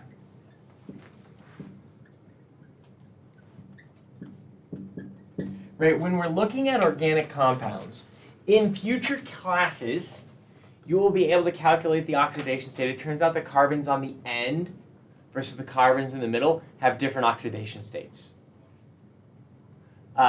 In this class, I'll always just ask for the average oxidation state. Technically, it's the ones on the ends are 3s and the ones in the middle are the 2s, and it averages out to 2.5. I'm not going to ask you to do that. I'm just going to ask for average oxidation state. So the same process we've done before, it's just we end up with something that's like, oh, I thought it had to be a whole number. It should be. This is the average oxidation state. And I'll always use that particular word if I give you one. I probably won't do anything with average oxidation state on this exam, but when we get to the final, you might see something that asks for, what's the average oxidation state on this organic compound? Okay, so we've got the oxidation state of 2.5. That is, to be clear, that I almost forgot my sign. That's a negative 2.5 for the average oxidation state. So now I can look at this and I can say, well, with that knowledge, oxygen here is gaining electrons. Carbon here, oh, I didn't finish. Jumped ahead of myself. What's the oxidation state of this carbon? We got a minus 4 from the oxygens. What do I need to put here to get it to balance out? 4. So it's just one carbon, so that carbon needs to be a plus 4 oxidation state. So very clearly, that carbon lost electrons. So I can recognize Leo, lost electrons oxidized. Ger, gain electrons reduced. And it makes sense because the thing that has oxygen added to it is oxidized, right? That kind of makes sense. That old school language, that historical language, does still make sense when we're looking at reactions that have oxygens in them, like combustion reactions. So if the oxidation state increases, it lost electrons? If the oxidation state becomes more positive, right, because losing electrons are negative things. Yeah. So you're losing negative charges, you become more positive. Yeah, so it gets bigger when it loses electrons. Question in the hall? Yeah, could we do an example that has a charge on it previously, such as sulfate? I just always have an issue. For the oxidation states? Yeah, for oxidation yeah. states. Yeah, we could just do that after this. Yeah. That, I'll tie it into the next example, and we'll see how it goes. Sounds good. Other questions before we go on to the next example? Okay. Let's see. Well, we did that. Let's see. Okay. Thinking. I'm trying to think of something that's different than what we've done. Okay. I'm going to do a weird one.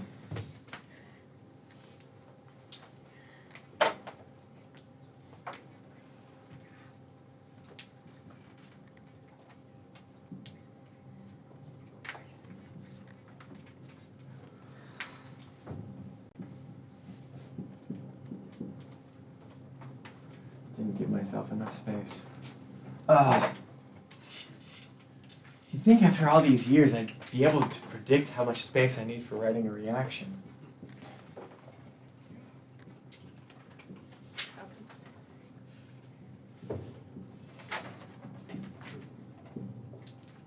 Predict products.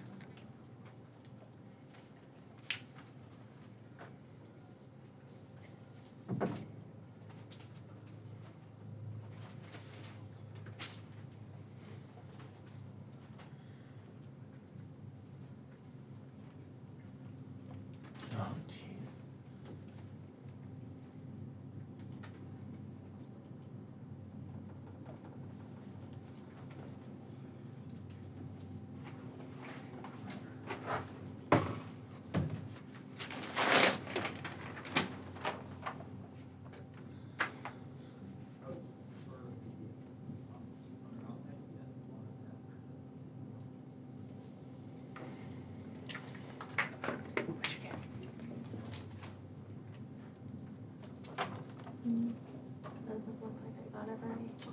You're almost right. You made one weird thing. Well, that's not too bad. No, yeah, it's not too bad. You're really close. Okay. Close.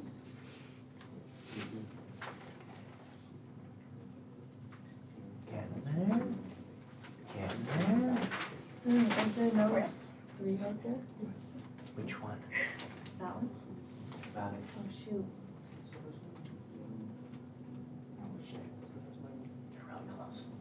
You're really close. Oh, no, you got 2 mistakes. Okay. Getting close.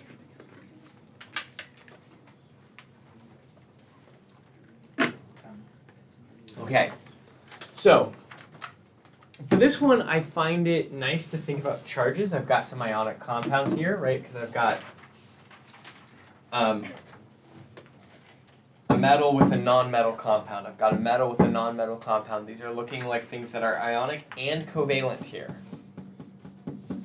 So I know my lithium is plus, I know my nitrate is minus, I know my sodium is plus, I know my phosphate is -3.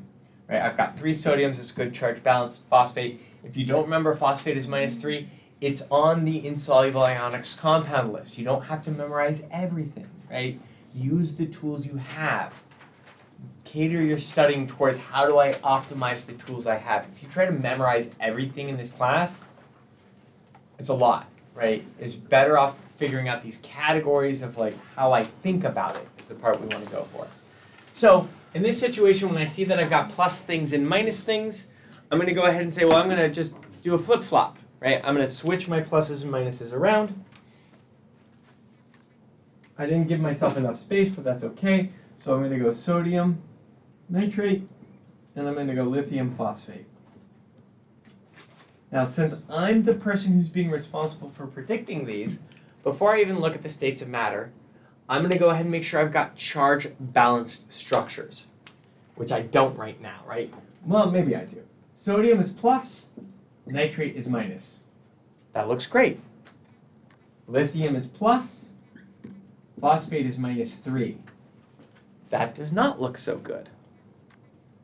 So how do I make this compound a good compound before I start to balance? Subscript 3. Right? I need 3 lithiums there to make it a good compound. Now I've got my 3 pluses with my -3. Look, it kind of looks the same, right? It's a stable compound. Then I can go ahead and look at my solubility rules, which I don't need to do for the first one, because I remember sodium compounds are, they're always going to end up aqueous. They're always soluble. They're always going to be aqueous. Lithium phosphate I have to look up, and this is part of what makes it a weird one. Phosphate compounds are generally insoluble. There's an exception with group 1, which would include lithium and sodium and potassium, but then there's an extra beginning with sodium.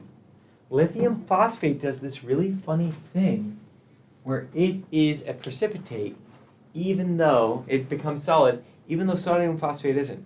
This gets back to the idea of lattice energy. Since lithium is a really small radius, it can have that stronger lattice energy. That's going to make it more likely to precipitate, less likely that water can break it apart. It's just the bond, the ionic bond is so short, water can't sneak in and bust it apart. So we end up making this solid. Now we can go ahead and balance the chemical reaction. Oh, that's a boring one to balance, isn't it? What's that? Yeah. We put a 3. I guess it's not that boring. Okay. For a second I thought it was already balanced, but that's because hungry tired. It's like, whoa, it's already balanced. So again, the process here is I'm looking at my lithiums. I got 1 lithium here, I got 3 lithiums there. I don't want to change subscripts now because I've got good compounds. So I put a coefficient out which says I've got 3 lithium nitrates. Then I notice I got the same problem here. I got 3 nitrates, I only have 1 nitrate. So I put a 3 here, so I've got my 3 nitrates. Then I say, okay, now I've got 3 sodiums, I've got 3 sodiums, 1 phosphate, 1 phosphate, that's looking good. Now, is this also a redox reaction? I don't think so, but we're going to check by calculating the formal charge of the different things through this. I'm going to calculate the oxidation states. So I'm going to look at NO3 minus, I'm going to look at my 2 covalent compounds. right? Lithium charge, oxidation state, same thing. Sodium charge, oxidation state, same thing. But I'm going to look at nitrate, and I'm going to look at phosphate. And I'm going to figure out what are the oxidation states of each thing here. Well, let's just do nitrate first, and we'll do phosphate second. So in nitrate, I know my oxygen is a -2, and I've got 3 of them. So that's going to be a -6 for my oxygen. This is going to need to get to -1 overall.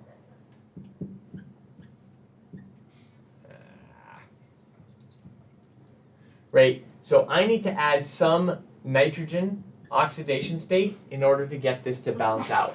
What oxidation state would work here? My oxidation state of nitrogen is the +5 oxidation state. My oxygen here is the -2 oxidation state. Overall, it's a -1 charge because the nitrate anion has a charge. And again, that's that subtle difference between oxidation state and charge. I need my oxidation states to add up to my overall charge, right? This thing is overall 0, this thing is overall 0, but these things are individually something. I do the same thing for phosphate. I know my oxygen again is a -2 oxidation state, so I'm going to have 1 phosphate plus a -2 times 4 equals -3. Right? It's my oxidation state of phosphate plus my oxidation state on all of the oxygens needs to add up to the charge. So then this is going to give me -8 equals -3, and I say what number is going to work there? Oh, it's also 5. Is that right? Yeah, that's right. Okay. Oh, that totally makes sense. Look at where phosphorus and nitrogen are on the periodic table. Right? Now, these are both situations where I'm attaching as many oxygens as possible. They end up with the same oxygen. That doesn't always happen, but in this case, it happened that since I picked nitrogen and phosphorus, which have similar reactivities, these oxygen interactions end up giving them the same oxidation state. And so that's how we can do oxidation state with charged particles as well. So that's balancing, that's reaction types, that's oxidation numbers. Did I touch on all of the different topics that people asked about at the beginning? I still want to go over the naming of the. Oh, do we do that? I've been doing it throughout the entire Yeah. time, right? And it's one of those things where we learn the naming rules, but it's the application of the naming as we go that becomes really important. Would we have to find the oxidation states of the lithium that's next to the phosphate, or the sodium that's next to it? Because yes, but that's really easy to do. they're already right. Since they're not 0. They're +1 and +1. We just do that from the periodic table. The metallic compounds, they usually get their common oxidation states are their charges. Okay. Right? And that's because the ionic compounds generally, they're the individual ions, that's where we had oxidation state and charge were synonyms with each other. Because we need the oxidation state to add up the charge, but if it's an ion by itself, its charge is its oxidation state. Oh, I remember now. I was trying to remember something last night. It's fine. Intermolecular forces. It's a different thing. Other questions? Can you go over polarity? I understand how polarity works within things, but just I don't know, the general concept of it. Okay, so polarity. Man, I wish you asked. When do I wish you asked? Back in molecular and versus. Yes, right. Because that geometry aspect becomes really important for determining permanent dipole moments. Mm. Now, I try to use, to be fair, this quarter, first quarter chemistry, if you use polarity and permanent dipole moment interchangeably, I'm okay with it. I might make a note of oh, careful with your language, but I'm not going to take off any points. Future classes make a really big, some instructors make a really big difference between polarity and permanent dipole moment. Because you have molecules that are not polar, that have a permanent dipole moment, right? You know, like those long hydrocarbon chains where it's like boom, boom, boom, boom, boom, boom, boom, boom, boom, boom, boom, boom. And then we got like an oxygen, we got a carboxylic group down here.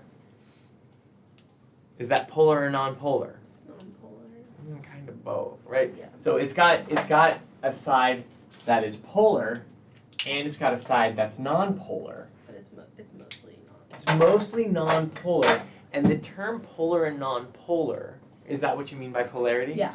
Right. That those terms polar and non-polar really, when you get to like the practicality in organic chemistry, it really means will it dissolve in water or not?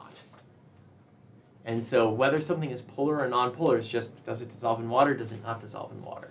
Because water is a polar molecule, so if it dissolves in water, it's polar.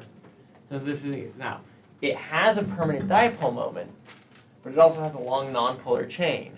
And so that's where I'm going to ask things about, like, I ask for the more details, right? I ask, like, okay, does it have a permanent dipole moment or not? Will it dissolve in water or not? Kind of thinking about those extra kind of aspects. And so that, does that make sense? Yeah. Those really looking for that permanent dipole moment, the geometry. We can look at some of this as well. Okay. Yeah. Can you explain how it can like cancel out if there's two? I just learned that. Wait, what do you mean if there's two? Like, what was the? Oh, if it's like carbon attached to two oxygen on the Yeah. side. So if we, that's a great question for talking about this idea of does it have a permanent dipole moment or not? And I'm gonna draw. Let's draw. Oh, we can do these. But let's start with CO2. Carbon, oxygen, oxygen. Is oxygen more electronegative than carbon? Mm-hmm. Right, so I'm going to have my electrons kind of drift away from the carbon towards the oxygen. That's one of the two things I need to have a permanent dipole moment. There are two things I need. One, I need a difference in electronegativity. Two, I need asymmetry. I need it to be not symmetric. This, very symmetric. It's right-left symmetric, it's top-down symmetric, it's front-back symmetric. It's very symmetric. Turns out these two arrows essentially cancel each other out. So if it was like COC, it'd do the same thing too, because that's. I mean, Yes, but it wouldn't be stable. Oh. Conceptually, you're correct. Hypothetically, okay. Hypothetically, you're correct. So let's go ahead. What's the Lewis structure? Both of these Lewis structures are not great for doing this. Both of these end up being completely symmetric. So we end up canceling things out. But let's look at NO3 NO3 real quick. What's the Lewis structure for NO3? Minus.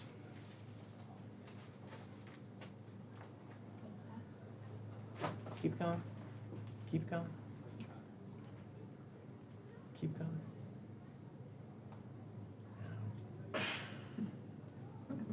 You've got it mostly correct. Well, let's look at, okay, I'm going to give you a minute. You're on the right track.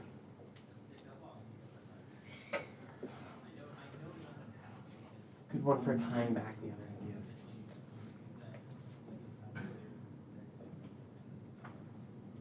I was going to say something sassy and then I realized it's pointless. You hungry? No.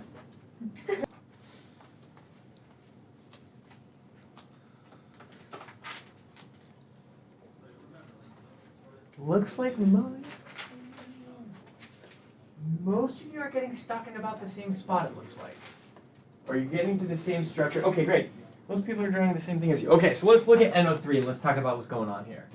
And we're doing this so we can talk about polarity. But notice, to talk about polarity, talk about permanent dipole moments, we have to also figure out the correct Lewis structure so we can get the correct electronic geometry and the correct molecular shape. We need all of those steps together to get the permanent dipole moment. So we're looking at NO3.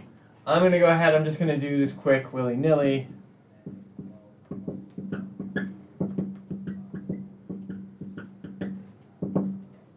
Why not? Right, this is, in terms of electrons, I've got 5 and 18 and 1. That's going to be 24. So there's 8, 16, 24, 25. I got too many electrons, don't I? Yeah. So I got to get rid of some electrons. I can't just erase electrons. If I erase these 2 electrons, then nitrogen doesn't have its full valence shell. So I'm going to erase, double bond. But put them back. Can we refresh why we did Wait. that? Okay, so essentially, when I'm here, I have too many electrons. I'm only supposed to have 24, and I've got 26 electrons here. So I have to erase 2 electrons from someplace. Yeah? But if you take 2 away and add a bond, isn't the bond 2 electrons? I erased 4, Oh, never mind. right? I erased these 2 and those 2. Oh, so then nitrogen has 8. Nitrogen doesn't have 8 yet. This oxygen doesn't have 8. I just put that double bond in. And now it's 2, 4, 6, 8, 10, 12, 14, 16, 18, 20, 2, 4. Now I got my 24 electrons. Is this the best Lewis structure? Yeah. Do some formal charges to check. I know the formal charge on this thing is 0 because I've done that one a bunch. It's one of my nice pieces. I know the formal charge on this oxygen with 1 bond in lone pairs because I've done it a bunch of times. It's -1, it's -1. The thing I have to check is the formal charge on nitrogen. And that's going to be 5 minus 0 minus a half of 8. 2, 4, 6, 8. That is going to be +1.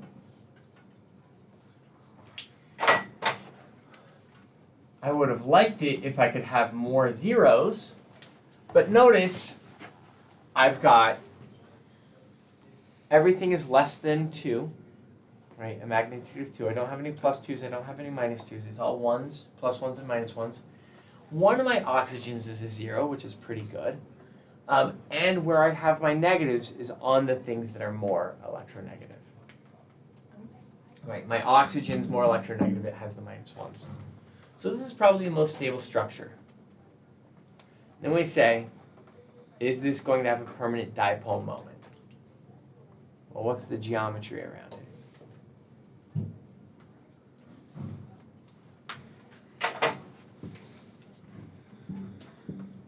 Three things?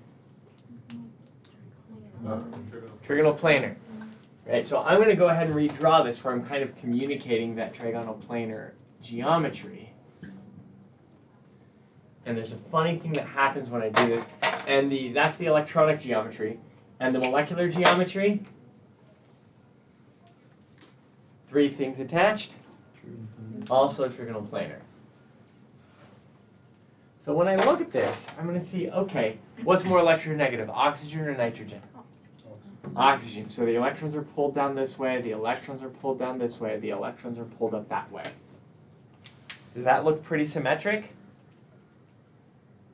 Right, left symmetric, front, back symmetric.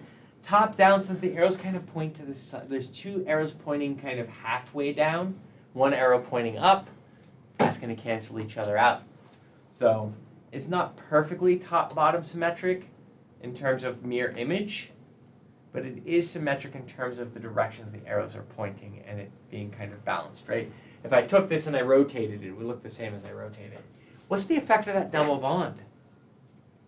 Has the same strength as the 2 on the bottom. Is that right? Why? You're right, but why?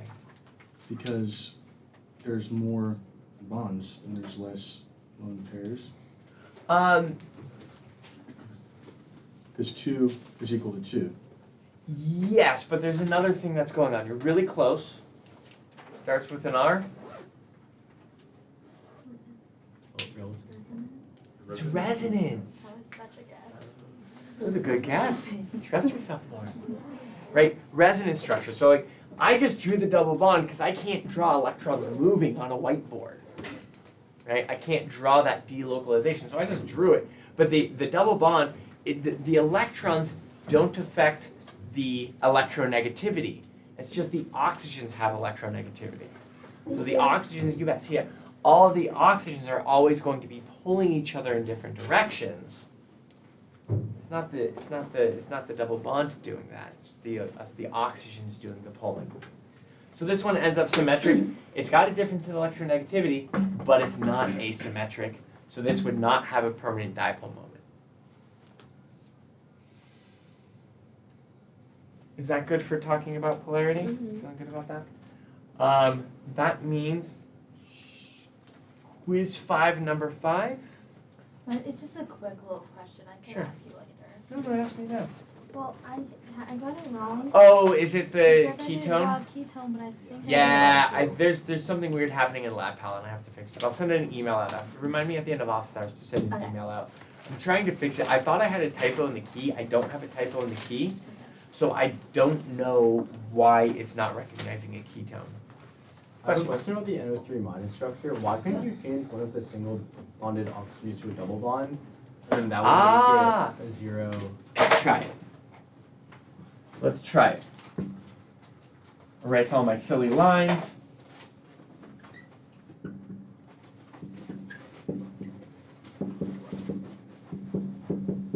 Whoa, wrong side.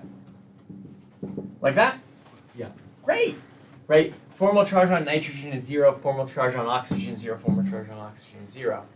What's wrong with it? How many electrons are around that nitrogen? Oh, now there's 10. There's 10 electrons on nitrogen. And because nitrogen is in that n equals 2 row, its valence shell maxes out at 8. So this would have worked with like SO3, right? This would have worked if we had SO3 minus, this would work. But when we're looking at NO3, that doesn't work because its valence shell is already completely full. Good question. So yeah, quiz number 5, there's error. I've got to look into it. I was so confused by it. I assume it's something I did wrong in the key, but I'll have to do a regrade on that problem. And it's only affecting about a third of the students or a quarter of the students because there's multiple versions of the problem. And all of the other versions are working correctly, and it's just the ketone one that's not working. I don't know why. I know. Well, I forgot to fix it yesterday because I'm trying to finish writing your exams. Maybe we should take a peek at this. You don't want to see it yet. It's not ready. I mean, Yeah. Do we need to know like GC for the thing where it was like? Yeah. Like we do. Okay. Which part of GC?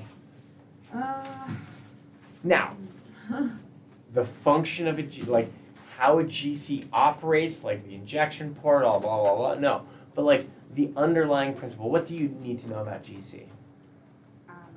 Not really sure. What? Gas chromatography. Separates the compounds. How does it separate the compounds? By breaking them apart. Intermolecular forces. Intermolecular forces.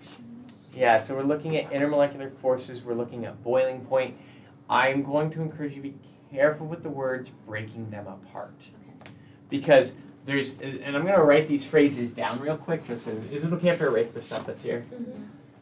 We got through everyone happy with that? We kind of got through all the stuff on the list. Right, there's this phrase that's strange to me.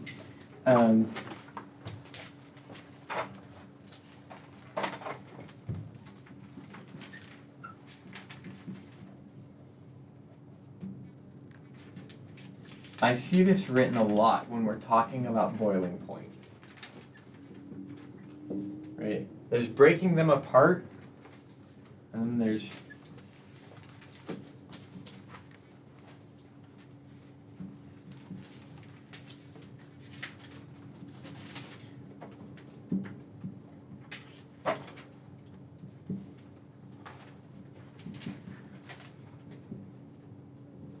right? It's specifying which of them you're talking about, right? And so the thing that happens with this language is when someone says break a molecule apart, right? It sounds like you're taking one molecule and breaking it, which is not what happens during boiling. If you say take two molecules and break them away from each other, when it's two molecules breaking away from each other, then you've still got the two full molecules and it's breaking them apart from each other. That's the way I like it. Okay. So so the them, if you take this, so the other way you can do it.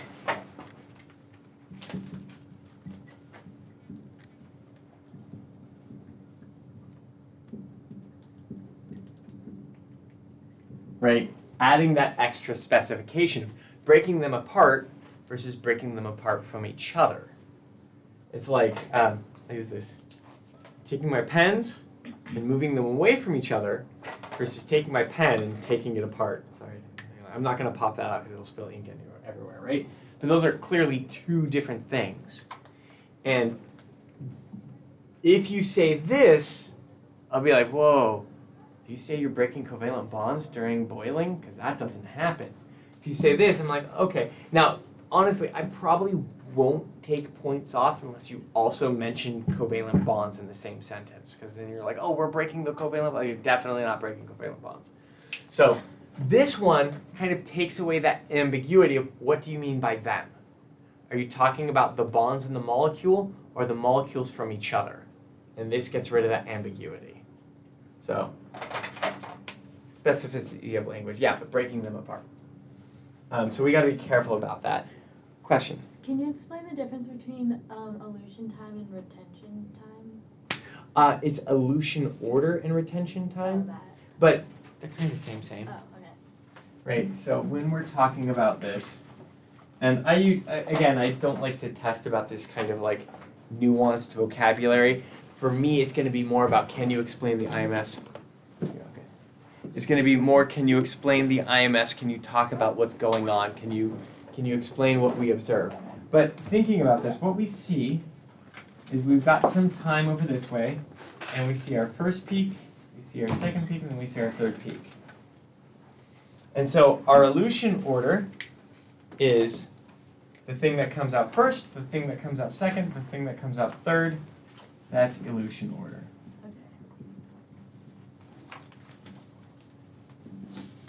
Right, what's my first peak, what's my second peak, what's my third peak? That's really important for people when they're actually collecting the material that comes out first, separate from the material that comes out second.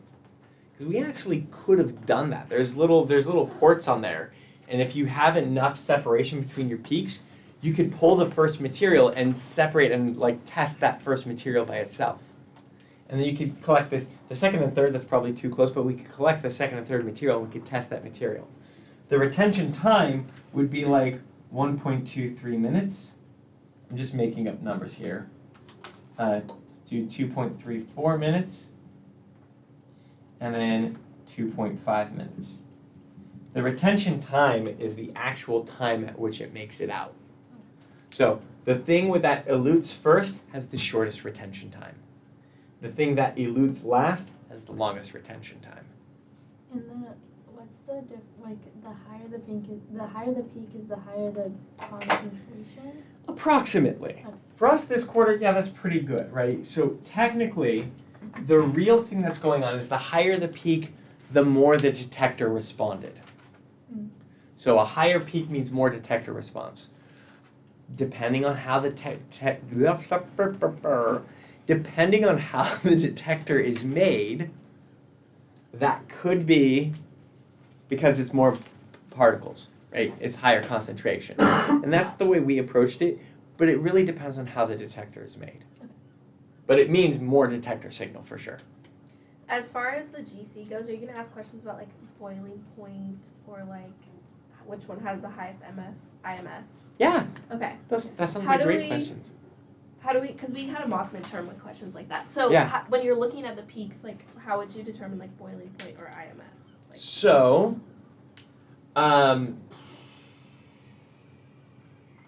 we need more we can't, with this, we can't. Okay. Right, there's not enough context here to tell.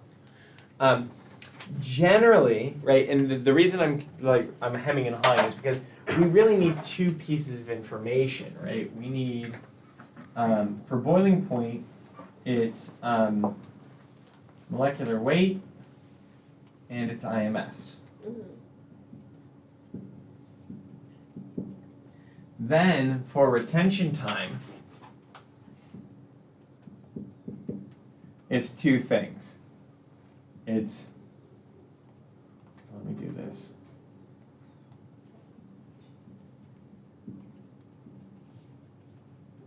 It's boiling point and it's IMFs.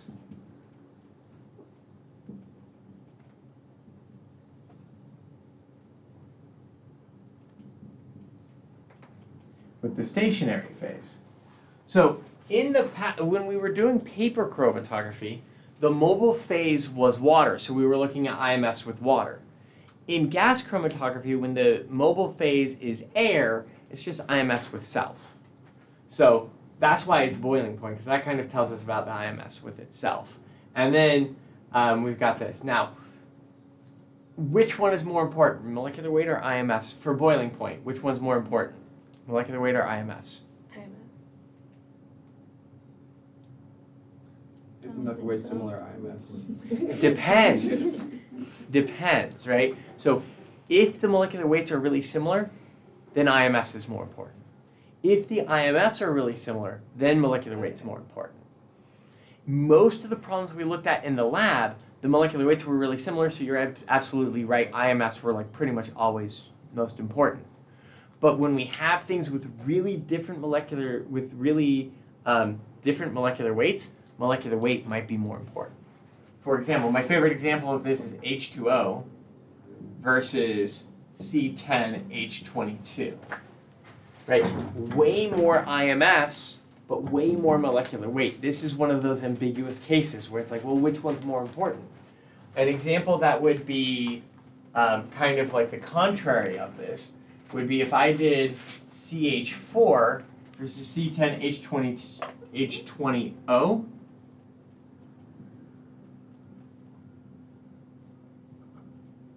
Right? This one has lower mass and lower IMFs. Of course it's going to boil first. This one has higher mass and higher IMFs. Of course it's going to boil last. Right? So this one, mass and IMFs are changing, but in a reinforcing way, where the thing that's heavier also has more IMFs. So that's where we kind of, it depends which ones. If it's both are different, it's like really depends. If molecular weights are similar, then it's just the IMFs. If IMFs are similar, then it's just the molecular weight. Same thing happens with retention time. If the boiling points are really different, boiling point tells us what we need to know in terms of retention time. And then we can say, oh, higher boiling point usually means higher IMFs. If the boiling points are really similar, and again, in our lab, we really didn't have to look at this second thing, right? Because it turned out that if the boiling points were really similar, then all the things we looked at had really different boiling points.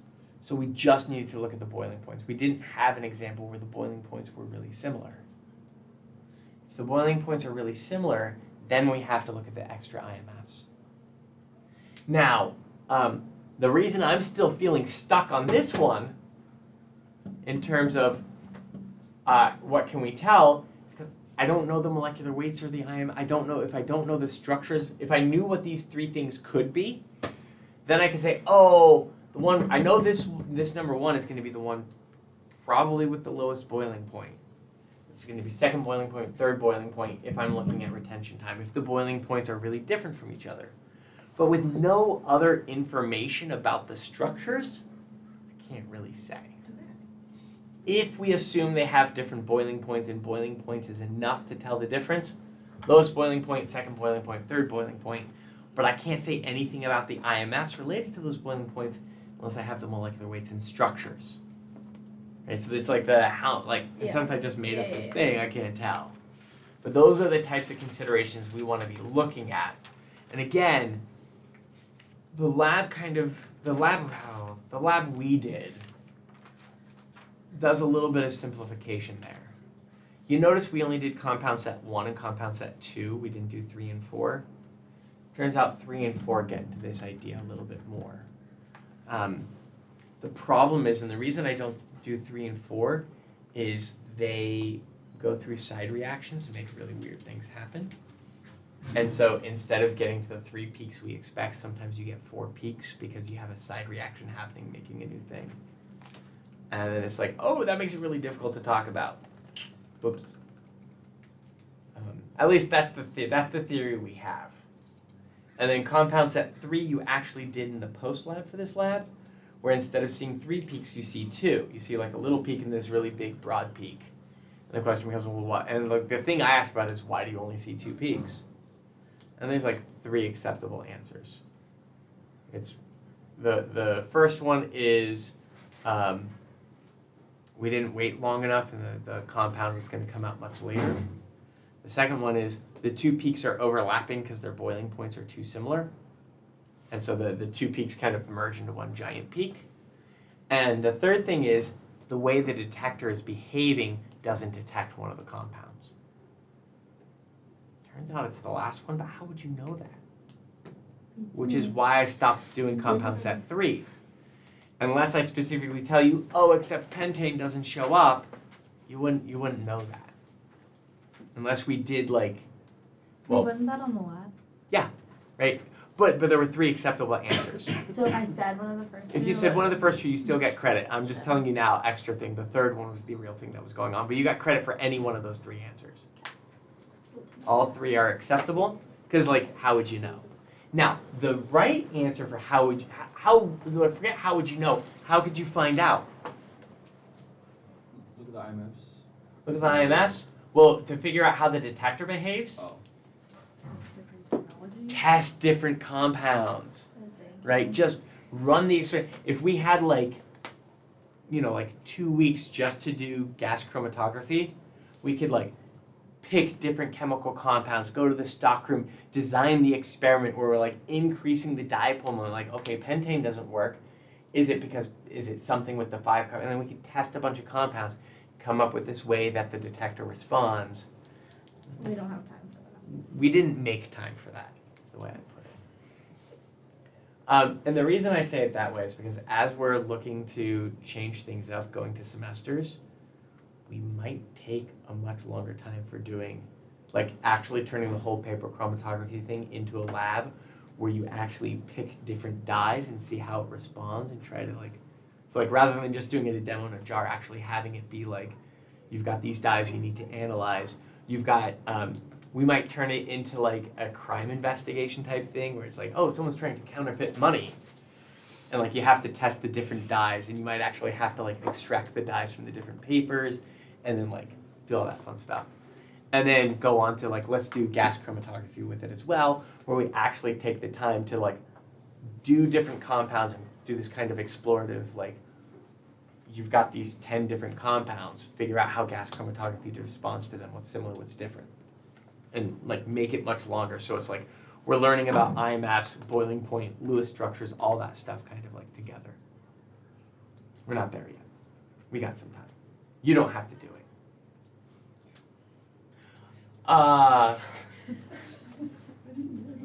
Other questions? Yeah.